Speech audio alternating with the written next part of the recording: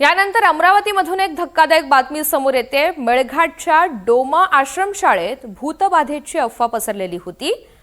विद्यार्थिनींच्या विचित्र वर्तनामुळे मोठी खळबळ माजली। 15 ते 16 विद्यार्थिनी अचानक हसायला रडायला लागल्या।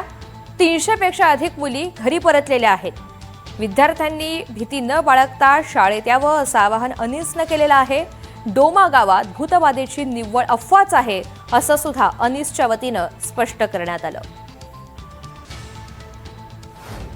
ज्या ज्या विद्यार्थिनीला त्रास झाला त्या विद्यार्थिनीच्या घरी जाऊन आम्ही त्यांचं समुपदेशन करत आहोत आणि पाचडोंगरी आहे किंवा खडीमल याच्यामध्ये जाणार आहोत, चुनकडी आहे, एकताईमधल्या 6 मुलींचं आम्ही प्रबोधन केलेलं आहे। त्या सर्व मुली येण्यासाठी आता तयार झालेल्या आहेत।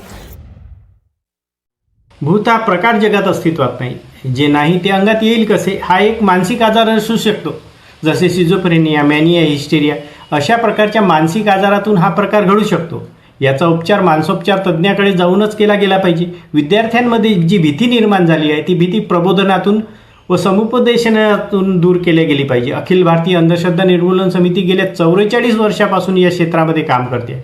या प्रकारामुळे विद्यार्थी शिक्षणापासून वंचित राहता कामा नये याची गंभीर दखल संबंधित प्रशासन शासनाने घेणे गरजेचे आहे।